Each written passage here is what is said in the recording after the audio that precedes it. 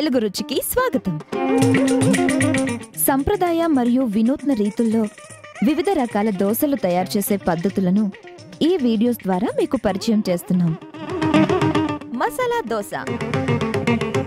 ఉడుపిలో పుట్టి దోసలన్నింటికీ రారాజుగా పేరు తెచ్చుకున్న మసాలా దోసను ఎలా తయారు చేయాలో ఈ రోజు మనం చూద్దాం. ఒక గిన్నెలో 100 గ్రాముల బియ్యం, 50 గ్రాముల ఉప్పుడు బియ్యం, 50 గ్రాముల మినపగుండ్లు, 1 స్పూన్ మెంతులు, 2 చెంచాల శనగపప్పు, 50 గ్రాముల అటుకులు, కొన్ని నీళ్లు పోసి కలుపుకొని 2 నుంచి 3 గంటల పాటు నానబెట్టి రుబ్బి 6 నుంచి 7 గంటల పాటు పులియబెట్టుకోవాలి. తరువాత ఒక కడాయిలో నూనె పోసి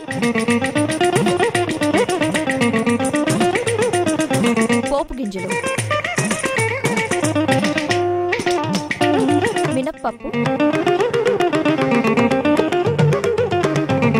శనగపప్పు వేసి బాగా కలుపుకోవాలి.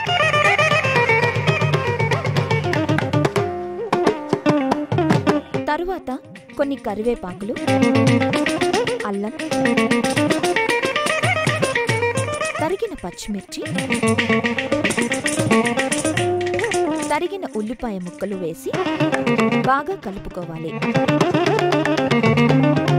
ఇప్పుడు రుచికి తగినంత ఉప్పు, కొద్దిగా పసుపు వేసి కలుపుకోవాలి. తరువాత ఉడికించిన పచ్చి బఠానీలు వేసి కలుపుకోవాలి. ఇప్పుడు బాగా ఉడకబెట్టుకున్న ఆలుగడ్డని చిన్నగా చేసి కడాయిలో వేసి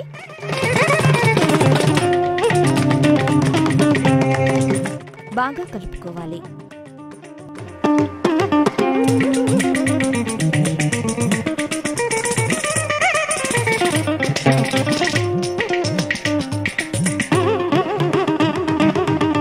ఇలా కలుపుకున్న మసాలా కర్రీ పైన నిమ్మరసం, తరిగిన కొత్తిమీర వేసి కలుపుకోవాలి. కలుపుకున్న మసాలా కర్రీని వేరే గిన్నెలో వేసుకొని పక్కన పెట్టుకోవాలి.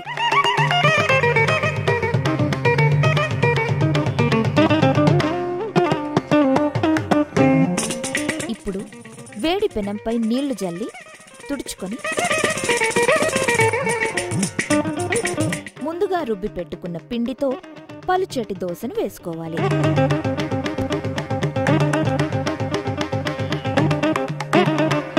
ఆ దోసపై కారం చట్నీ వేసుకొని మొత్తం పరుచుకోవాలి.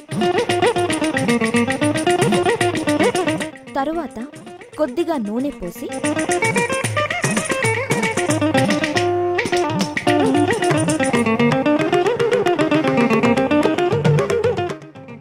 పక్కన పెట్టుకున్న మసాలా కర్రీని దోసపై వేసుకొని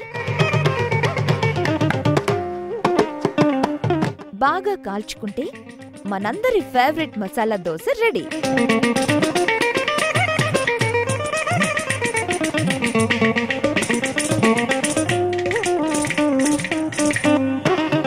ఈ మసాలా దోసని కొబ్బరి చట్నీ, సాంబార్ ఇంకా మసాలా కర్రీతో తింటే రుచి అద్దరిపోతుంది.